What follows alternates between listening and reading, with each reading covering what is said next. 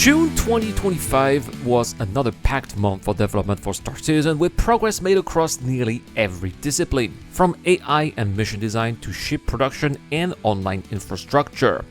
This month's report reflects the depth and scale of Cloud Imperium Games' effort as they continue to expand the Persistent universe and refine the tools that power it. From the irradiated Valakkar encounter to enhancements in navigation AI, new missions, stealth gameplay animations, and major backend improvements, the pieces are steadily falling into place for what promises to be a transformative year for the game. The year of playability, right? Well, we'll start with the AI here, and the AI content team focused on updating the combatant wildline script for both FPS and dogfighting encounters. These updated lines, which players will hear when they are going to be fighting NPCs, are part of a broader effort to refresh long-standing in-game combat dialogue. Future goals include dynamic gang-specific voice packs, though these will require additional prototyping and testing. On the civilian side, unused voice lines were implemented to make non-combatant NPCs feel more reactive across a wider range of environments. Additionally, AI content supported the integration of new mission giver characters to be featured in upcoming content drops. The AI features team celebrated the release of the irradiated Valakkar creature into the Persistent universe, the result of months of collaboration across various departments including animation, programming, design, and audio. Community feedback has been positive, particularly around the intensity and scale of the encounter. The team focused much of the month on addressing bugs such as instances where the Valakkar would fail to appear or behave as expected. Enhancements were also made to both juvenile and adult Valakkars, including collision fixes and improved target handling logic, which in return informed improvements for other AIs like the Copian. Meanwhile, development of additional creatures continued in the background, with details to be revealed in future updates. Human combat AI also received notable upgrades, including refined aiming behavior and support for advanced weapon types such as beam and overheating laser weapons. Further improvements including NPC looting behavior, smoother medical animations, and more granular control over friendly fire settings. Key systems like perception, audio cues, and grenade mechanics were also polished, improving overall combat fidelity. The Game Intelligence Development Team advanced several key systems and tools that underpin the game's mission and AI logic. This including meeting and updates around StarScript, Mission System 2.0, and other backend tools such as the Commentator Model, Mannequin Animation System, and the Density Profiler. A prototype for Mission System V2 began taking shape, with new icons and UI visuals being implemented. Alongside ongoing bug fixes, the team also responded with feature requests from the game designers to make StarScript more intuitive and efficient. Meanwhile, the AI tech team focused on technical optimizations and bug fixes for Alpha 4.2.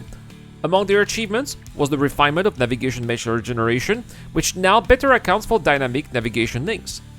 Long-standing issues around NPC pathfinding on planetary terrain were addressed by optimizing knife mesh chunking and expanding the areas NPCs can traverse. Enhancements were made to the internal data structure and reduced unnecessary query results, and a new method for marking non-walkable geometry was added, making it easier for artists to prevent NPCs from accessing specific areas.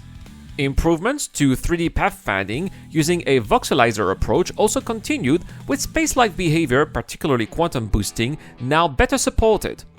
NPCs gained the ability to react to radar pings, either treating them as nuisance or active combat triggers. Lastly, the team implemented fixes for NPC's driving vehicle, a feature that may debut in the PU soon. Oh my gosh, I cannot wait for this. This is gonna be awesome.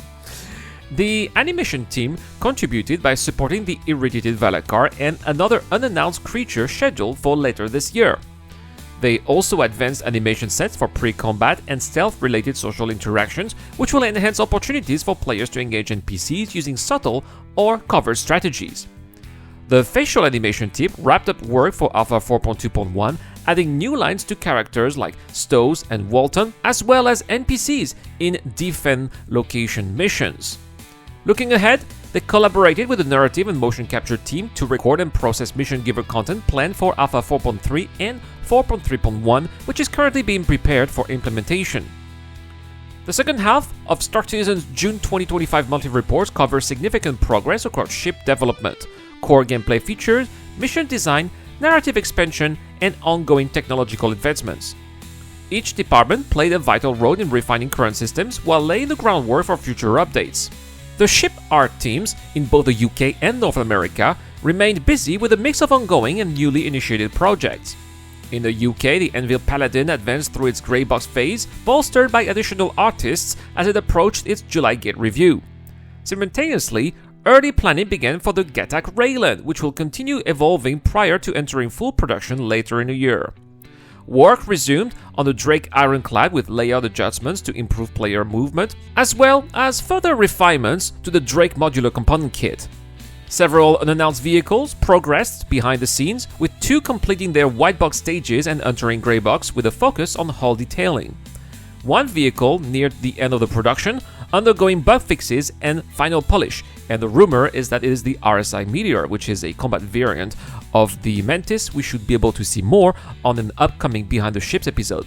While another ship from a prominent manufacturer entered early development and is now approaching white box review.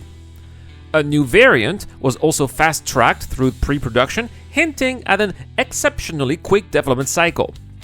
In North America, the RSI Apollo Medivac and Triage models reached level of detail stage, with particular attention to modular medical bay functionality. Following the Esperia Prowler Utilities release, bug fixes were addressed for 4.2.1. The RSI Perseus moved closer to its grey box gate, with work focusing on animating systems like torpedo launchers. Lastly, the long-awaited Drake Kraken entered pre-production as the team received concept phase elements to ensure they align with modern design standards ahead of the full-scale development later this year. The core gameplay teams implemented several critical updates tied to the Stormbreaker content, including enhanced radiation effects, hazard zones, and improved damage over time mechanics. New IFCS logic was introduced for storm clouds, enriching the environmental challenge players will face. Their efforts also contributed significantly to the Apex Valakkar encounter, shaping its interactions and appearance. The teams were further involved in the creation of the Argo Atlas ICT, particularly around enabling freight elevators to accommodate different parasuits variants. Internal playtests and PTU evaluations uncovered performance issues related to new locations, specifically in population and corpse management, which were quickly addressed. Fixes to freight elevators across various missions were implemented, and radiation gameplay systems were further refined. In mission design, the team finalized the Stormbreaker sandbox content and prepared updates for Alpha 4.2.1. One major revision saw the Infiltrate and Defend mission streamlined under a single mission giver, Foxwell, and expanded with more varied locations. Updates were also made to the Recover Cargo mission type, with an FPS variant added. Additionally, a new escort-style mission archetype is in development, involving player assistance in safely guiding ships to or from hangars. Work continued on transitioning contracts to be affiliated with guilds and factions as part of Reputation V2. The team also investigated a mission generation issue likely tied to server meshing, which has resulted in fewer available contracts than expected for players. The narrative team turned their focus to Alpha 4.3 and 4.3.1, contributing to a broad array of mission content. This included developing new contracts, writing immersive dialogue, and crafting environmental storytelling for narrative-heavy gameplay locations. A performance capture session was held to record voiceovers for upcoming missions, including in-world audio logs meant to enhance immersion. The team supported the refactoring of older combat missions and helped expand the selection of contracts available. Looking further ahead, Narrative began outlining the next major story arc with a focus on ensuring that mission objectives and narrative beats are tightly integrated. This arc is set to introduce a new hostile faction, adding depth and danger to the PU. For Alien Week, the team also released a batch of Galacpedia articles exploring the universe's fauna and unusual life forms. The online technology teams made strides of several foundational systems. Work began on the item input system, with the design phase underway and early service development in progress. Initial planning for the instances service was also launched, including high-level technical evaluations to define its implementation path. Another ongoing initiative, inventory ID enforcement, aims to restrict inventory API to specific ID-bound calls, laying groundwork for global sharding of the entity graph database. Improvements were made to the user experience in moderation tools, including reworked filters, direct game instance links, and technical debt reduction. Testing of the MTL development infrastructure also began, enabling more efficient computational load distribution across developer machines. Further reliability improvements were added to the crash handler. Meanwhile, the network team prioritized bug fixes and stability enhancements, particularly in preparation for dynamic server meshing, a cornerstone for future instancing capabilities. The research and development department continued refining the visual fidelity of gas cloud rendering.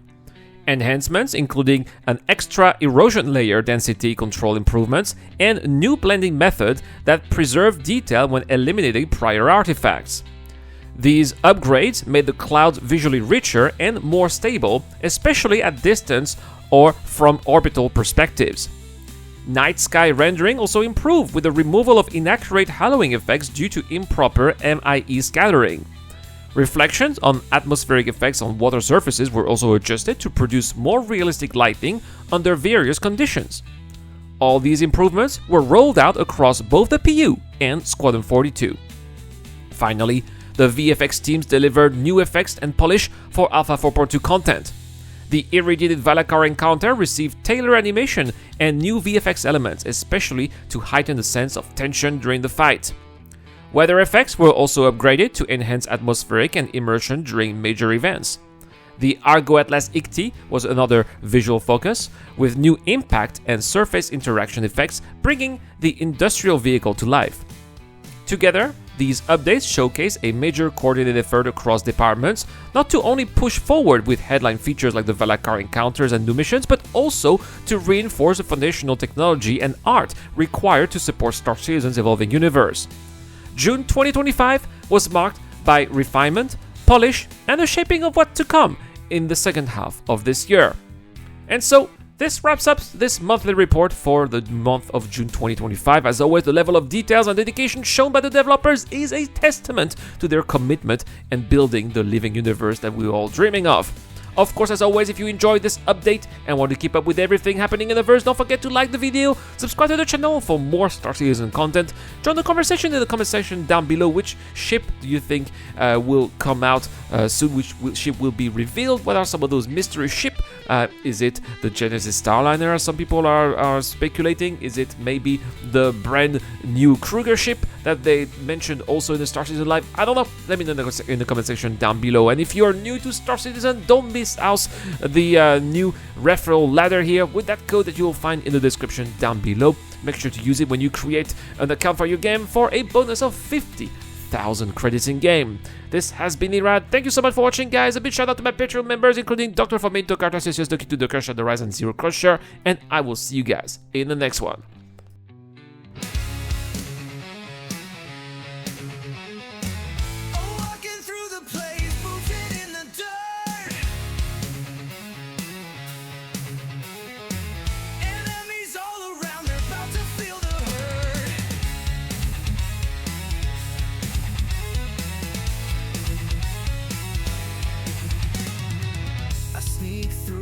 Shadows with my gun in my grip. Better watch your back or you'll be in my clip.